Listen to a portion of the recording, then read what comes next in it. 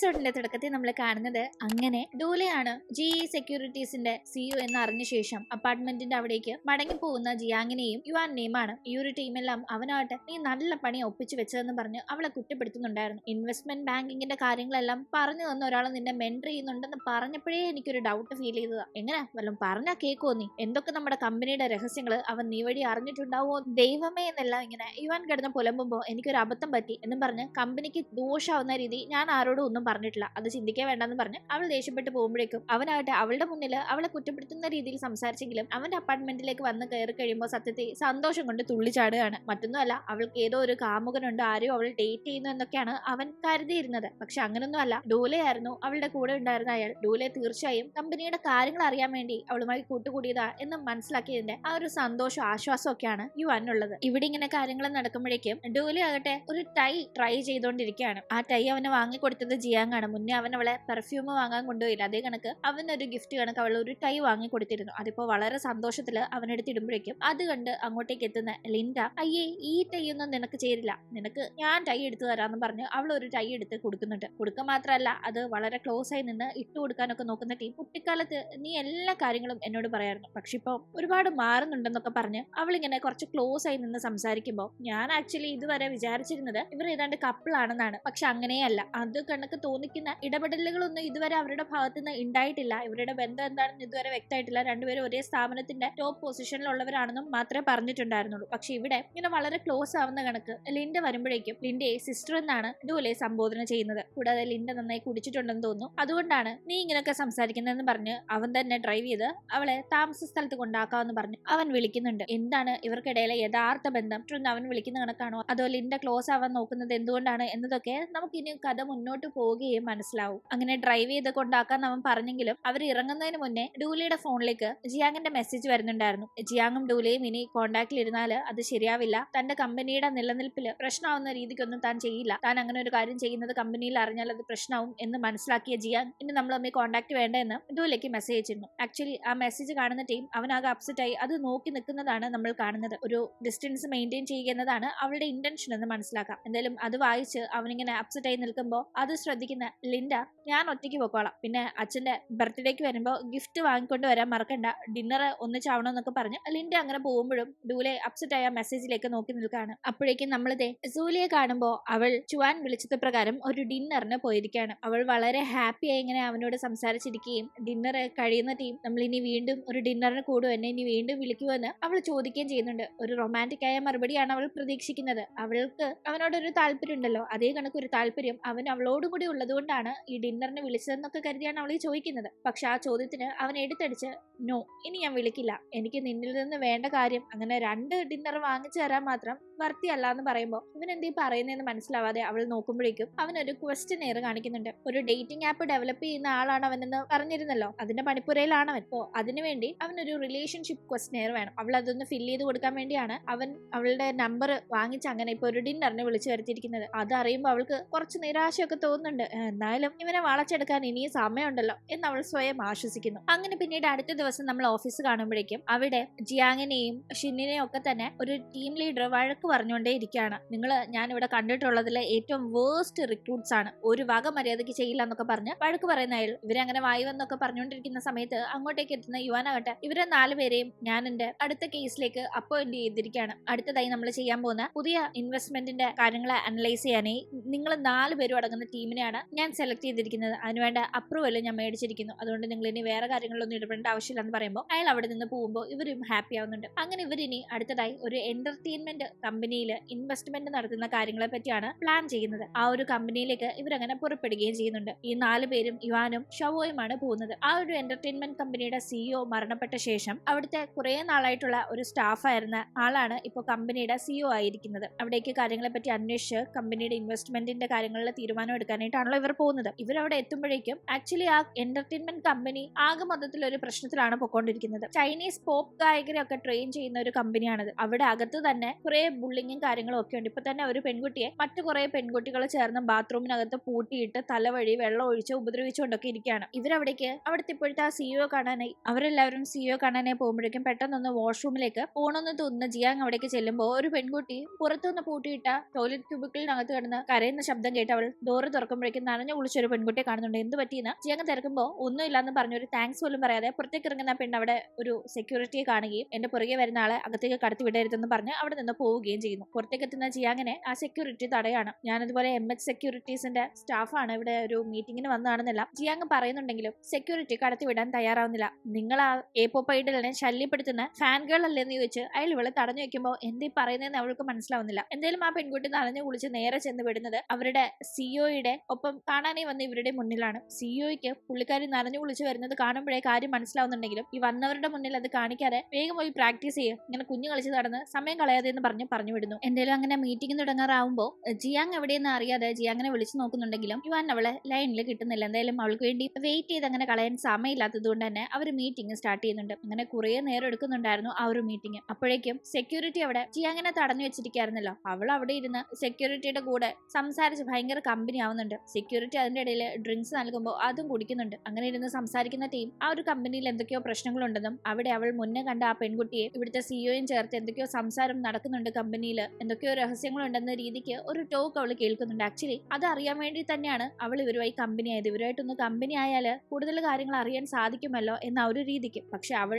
കമ്പനിയായി കാര്യങ്ങൾ അറിയാൻ വേണ്ടിയാണെങ്കിൽ പോലും അവിടെ ഇരുന്ന് അങ്ങനെ ഡ്രിങ്ക്സ് അടിച്ചിരുന്നല്ലോ. അതിപ്പോ മീറ്റിംഗ് കഴിഞ്ഞ് അങ്ങോട്ടേക്ക് എത്തുന്ന യുവൻ കാണുകയും അവളെ ഭയങ്കരമായി വഴക്ക് പറയുകയും ചെയ്യുന്നുണ്ട്. നീ എന്ത് പണിയെ കാണിച്ചത്? നിന്നെ ഇവിടെ ഒരു മീറ്റിംഗിന് വിളിച്ചോണ്ടപ്പോ നീ ഇങ്ങനെ അൺപ്രൊഫഷണൽ ആയിട്ടാണോ പെരുമാറുന്നത് എന്നൊക്കെ ചോദിച്ചാൽ ഭയങ്കരമായി തന്നെ അവളോട് ഷൗട്ട് ചെയ്യുന്നു. ഇവിടെ അങ്ങനെ കാര്യങ്ങൾ നടക്കുമ്പോഴേക്കും സൂലി ആണെങ്കിൽ ഒരു പരുവായിട്ടുണ്ടായിരുന്നു. അവളോട് ആ ഒരു ക്വസ്റ്റനെയർ ഫിൽ ചെയ്ത് കൊടുക്കാനേ ചുവാൻ പറഞ്ഞിട്ടുണ്ടായിരുന്നല്ലോ. കുറേ ക്വസ്റ്റ്യൻസ് ഉണ്ട്, കുറെ ഫിൽ ചെയ്ത് കഴിയുമ്പോൾ അവള് ടയേർഡ് ആവുന്നുണ്ട്. ബാക്കിയും കൂടി ഫിൽ ചെയ്ത് കൊടുക്കാനേ അവൻ പറയുമ്പോൾ എനിക്ക് അടുത്ത ഷിഫ്റ്റിന് ടൈം ആവുന്നുണ്ട്, ഞാൻ പോട്ടെ, ഇനി ഇവിടെ ഇരുന്നാൽ ലേറ്റ് ആവുന്നൊക്കെ അവൾ പറഞ്ഞ് എസ്കേപ്പ് ആവാൻ നോക്കുമ്പോൾ ഒറ്റയ്ക്ക് പോകണ്ട ഞാനും വരാന്ന് അവൻ പറയുന്ന ടീം തന്നെ പറ്റിയുള്ള സേഫ്റ്റി കൺസേൺ കൊണ്ടാണ് അവൻ അങ്ങനെ പറയുന്നതെന്ന് തെറ്റിദ്ധരിച്ച് അവൾ വീണ്ടും അവനൊപ്പം തന്നെ ഇഷ്ടമാണ് എന്ന രീതിക്ക് ചിന്തിക്കുമ്പോഴേക്കും നിങ്ങൾ പോകുന്ന വഴിക്ക് തന്നെ എന്റെ ഹോസ്റ്റലും എനിക്ക് നാളെ ക്ലാസ് ഉണ്ടെന്നല്ല അവൻ പറയുമ്പോഴാണ് ഇവനൊരു കോളേജ് വിദ്യാർത്ഥിയാണ് എന്ന കാര്യം അവൾ അറിയുന്നത്. അതിന്റെ ഇടയിൽ പാർട്ട് ടൈം ആയിട്ടാണ് അവൻ ഇങ്ങനെ ആപ്പ് ഡെവലപ്പും കാര്യങ്ങളും ഒക്കെ ചെയ്യുന്നത്. അത് കേൾക്കുമ്പോൾ അവൾക്ക് കുറച്ച് സങ്കടമാവുന്നുണ്ട്. കാരണം അവളെക്കാൾ ഇളയ ഒരു പയ്യനാണ് ഇവൻ എന്നത് ഇപ്പോഴാണ് അവൾ അറിയുന്നത്. അപ്പോഴേക്കും ജിയാങ്ങിനെയും കൊണ്ട് യുവാൻ അവിടെ നിന്ന് തിരിച്ചു പോവാണ്. അവളാണെങ്കിൽ അപ്പോഴേക്കും നല്ല ഉറക്കമായിട്ടുണ്ടായിരുന്നു. തുടർന്ന് അപ്പാർട്ട്മെന്റിന്റെ അവിടെ വണ്ടിയിൽ നിന്ന് ഇറങ്ങുമ്പോൾ അവളെ എടുത്തുകൊണ്ടാണ് അവൻ അപ്പാർട്ട്മെന്റിന്റെ ഡോർ വരെ എത്തുന്നത്. അവളുടെ അപ്പാർട്ട്മെന്റിന്റെ അകത്ത് അവളെ ഉണർത്താതെ പതിയെ കൊണ്ട് കിടത്താന്ന് വിചാരിച്ചവൻ പക്ഷെ ഡോർ അൺലോക്ക് ചെയ്യേണ്ട. അതിനായിട്ട് അവളുടെ ഇടത്തേക്കയുടെ ഫിംഗർ ഇങ്ങനെ വെച്ച് നോക്കുമ്പോൾ അതൊന്നും വർക്കാവുന്നില്ല. ഏതായിരിക്കും ഫിംഗർ എന്നിങ്ങനെ അവൻ സ്വയം പറയുമ്പോഴേക്കും എന്റെ റൈറ്റ് ഹാൻഡ് ആണെന്ന് അവൾ പറയുമ്പോഴാണ് അപ്പൊ ഇവൾ ഉറങ്ങല്ലായിരുന്നു എന്ന് അവൻ നോക്കുന്നത്. നീ മനഃപൂർവ്വം ഉറക്കം അഭിനയിച്ചിരിക്കുകയായിരുന്നല്ലേ, മനഃപൂർവ്വം നീ എന്നെ കൊണ്ട് ഇവിടം വരെ എടുപ്പിക്കുകയായിരുന്നല്ലേ എന്നൊക്കെ അവൻ ദേഷ്യപ്പെടുമ്പോ അപ്പൊ ഒന്നും ഞാൻ ഉണർന്നില്ല, ഇവിടെ എത്തിയപ്പോഴാണ് ഉണർന്നേന്ന് അവളും പറയുന്നുണ്ട്. എന്തായാലും പെട്ടെന്ന് തന്നെ അവൾ അടുത്തുനിന്ന് തള്ളിക്കളയുന്നു. എന്ത് ധൈര്യം ഉണ്ടെങ്കിൽ നീ എന്നെ തള്ളൂന്നല്ല അവൻ ദേഷ്യപ്പെടുമ്പോ നമുക്ക് നാളെ കാണാന്ന് പറഞ്ഞ് ബുദ്ധിമുട്ടിച്ചതിന് സോറി എന്നും പറഞ്ഞ് ചിരിച്ചുകൊണ്ട് അവൾ അവിടെ നിന്ന് പോകുമ്പോൾ അവനും ഹാപ്പിയാണ്. അപ്പോഴേക്കും നമ്മൾ കാണുന്നത് സൂലിയെയും ചുവന്നയുമാണ്. അവർ തിരിച്ചു പോവാണല്ലോ. ആ ഒരു ടീം ഈ റൊമാൻറ്റിക് സിനിമകളിലൊക്കെ കാണുന്ന കണക്ക് ഇവൻ തന്നെ ഒന്ന് എടുത്തോണ്ട് പോയാൽ കൊള്ളാന്ന് തോന്നുന്ന അവൾ ഒരു നമ്പർ ഇറക്കുന്നുണ്ട്. അവളുടെ ഒരു ചെരുപ്പിന്റെ ഹീൽസ് പൊട്ടി പോയി എന്ന രീതിക്ക് അവൾ മനഃപൂർവ്വം അവൻ കാണാതെ അതിങ്ങനെ സ്ലിപ്പാക്കി ഓടിച്ചു വെക്കുമ്പോൾ അവനങ്ങട്ടെ മറ്റു കാലിലെ ഹീൽസും കൂടി ഓടിച്ചു കൊടുത്തിട്ട് ഇപ്പൊ നടക്കാലോ അല്ലേ എന്ന് പറയുമ്പോൾ അവൾ ആകെ ചമ്മുന്നുണ്ടെങ്കിലും എനിക്ക് ഭയങ്കര കാലുവേദന, മുന്നേ സ്ലിപ്പായപ്പോ ട്വിസ്റ്റ് ആയെന്ന് തോന്നുന്നു എന്ന് പറഞ്ഞ് കരഞ്ഞു കാണിക്കുമ്പോൾ അവൻ എന്തായാലും ഞാനായിട്ട് എന്റെ ഒരു ആവശ്യത്തിന് വേണ്ടി വിളിച്ചോണ്ട് വന്നതല്ലേ, ഹെൽപ്പ് ചെയ്തേക്കാന്ന രീതിക്ക് അവളെ എടുത്തുകൊണ്ട് അവളുടെ സൂപ്പർ മാർക്കറ്റ് വരെ പോകുന്നുണ്ട്. അവിടെ വെച്ച് ഒരു സ്ലിപ്പേഴ്സും അവൻ തന്നെ വാങ്ങിച്ച് അവൾക്ക് ഇടാനായി കൊടുക്കുമ്പോൾ അവൾ ഒരുപാട് ഹാപ്പി ആവുന്നുണ്ട്. പതിയെ പതിയെ ഇവന്റെ മനസ്സിൽ എങ്ങനെയും കയറി പറ്റാമെന്നൊരു കോൺഫിഡൻസ് അവൾക്ക് വരുന്നുണ്ട്.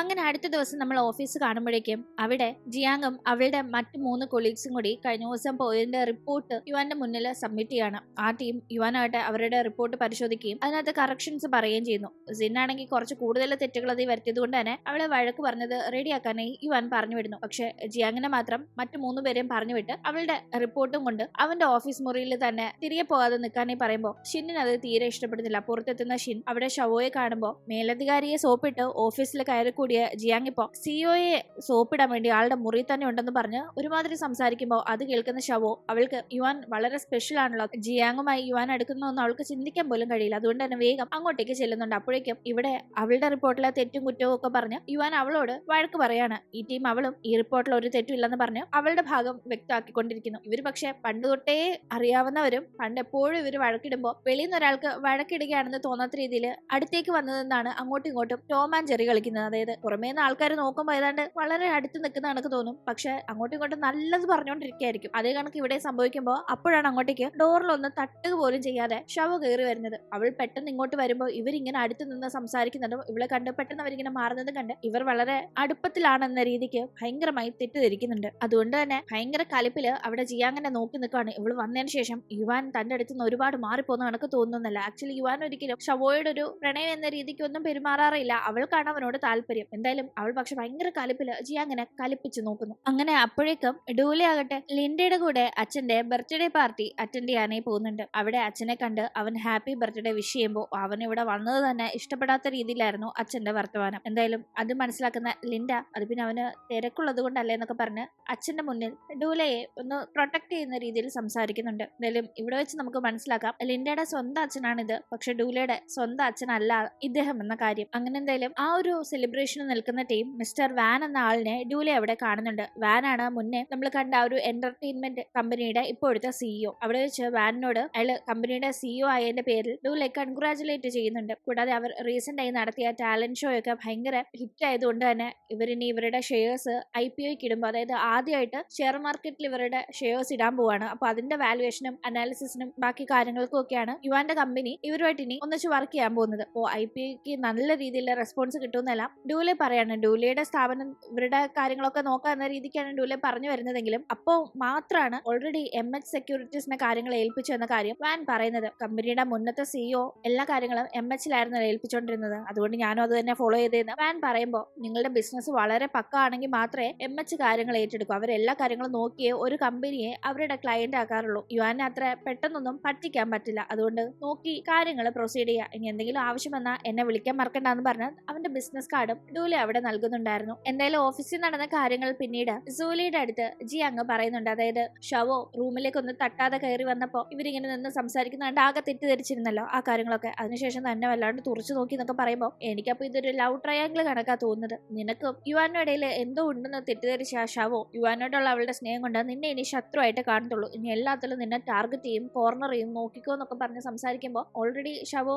ജിയാങ്ങിന്റെ മേലധികാരിയാണല്ലോ, അതുകൊണ്ട് തന്നെ ശരിക്കും നിന്നെ പാടുപെടുത്തു എന്നൊക്കെ സൂലി പറയുന്നുണ്ടായിരുന്നു. അതൊക്കെ കേട്ട് ജിയാങ്ങിന് ഒരുമാതിരി ജോലി സ്ഥലത്ത് ഇനി വീണ്ടും ഓരോ പ്രശ്നങ്ങൾ ഉണ്ടാകാൻ പോവാണെന്ന് ടെൻഷൻ ആവുന്നുണ്ട്. എന്തായാലും ആ പറഞ്ഞ കാര്യങ്ങളെ ശരിവെക്കുന്ന കണക്ക് അടുത്ത ദിവസം ജിയങ്ങിനെ കാണുമ്പോൾ തൊട്ടേ ഒരുമാതിരിയാണ് ഷവോ പെരുമാറുന്നത്. മനഃപൂർവ്വം അവൾ ഓരോ കുറ്റങ്ങൾ കണ്ടുപിടിച്ച് റിപ്പോർട്ടൊക്കെ കൊടുക്കുമ്പോൾ ചുമ്മാ ഓരോ തെറ്റൊക്കെ പറഞ്ഞ് ഉപദ്രവിച്ചുകൊണ്ടേ ഇരിക്കുകയാണ്. യുവാന്റെ അടുത്ത് നിന്ന് ഒരു ഡിസ്റ്റൻസ് പാലിക്കണം, അല്ലെങ്കിൽ ചുമ്മാ അനാവശ്യമായിട്ട് വെറുതെ അവനുമായിട്ട് ഞാൻ പ്രേമത്തിലാണെന്ന് കരുതി എന്തിനാ ഇങ്ങനെ പ്രശ്നങ്ങളൊക്കെ ഉണ്ടാക്കേണ്ടത്, അതിന്റെ ആവശ്യമില്ലെന്നെല്ലാം അവൾ ഓർക്കുന്നുണ്ട്. അതിന്റെ ഭാഗമായി തന്നെ അവനാകട്ടെ ബാക്കിയുള്ളവർക്ക് അവരുടെ റിപ്പോർട്ടിലെ കാര്യങ്ങളൊക്കെ പറഞ്ഞു കൊടുക്കുന്ന കണക്ക് അവളുടെ അടുത്തേക്കും സംസാരിക്കാൻ എത്തുമ്പോൾ അവൾ വളരെ ഫോർമലായി അവനോട് എഴുന്നേറ്റ് നിന്നൊക്കെ സംസാരിക്കുന്നു. ബാക്കിയുള്ളവരൊക്കെ ഇരുന്ന് ലാപ്ടോപ്പിലെ കാര്യങ്ങളൊക്കെ കാണിച്ചു കൊടുത്ത് ആ ഒരു രീതിക്ക് സംസാരിക്കുമ്പോൾ അവളാകട്ടെ അവൻ നിന്നെ തന്റെ അടുത്ത് ചാഞ്ഞു നിന്നു, ചേർന്ന് നിന്നു എന്നൊക്കെ പറഞ്ഞ് ഷവോ പ്രശ്നമാക്കണ്ടെന്ന് കരുതി നേരെ നിൽക്കുന്നുണ്ട്. അതുപോലെ തന്നെ അവൻ മെസ്സേജ് അയക്കുമ്പോഴും അല്ല അവൻ വല്ലതും ചോദിക്കുമ്പോഴും ഒക്കെ അവൾ ഒരുപാട് ഇഗ്നോർ ചെയ്യുന്നുണ്ട് എന്നത് അവന് മനസ്സിലാവുന്നു. പക്ഷെ കാര്യം അറിയില്ല. ഇതിന്റെ ഇടയിൽ അവളാകട്ടെ ലൈബ്രറിയിലേക്ക് ചെല്ലുമ്പോൾ അവിടെ ഡൂലയെ കാണുന്നു. ഡൂലയെ കണ്ടിട്ടും അവൾ മൈൻഡ് ആക്കാതെ പോകാനേ ഒരുങ്ങുമ്പോൾ ഡൂലെ അവളോട് സംസാരിക്കുകയാണ്. ആക്ച്വലി നിങ്ങളെ പറ്റിക്കാൻ വേണ്ടിയോ അല്ലെങ്കിൽ നിങ്ങളെ ചൂഷണം ചെയ്യാൻ വേണ്ടിയോ ഒന്നുമല്ല ഞാൻ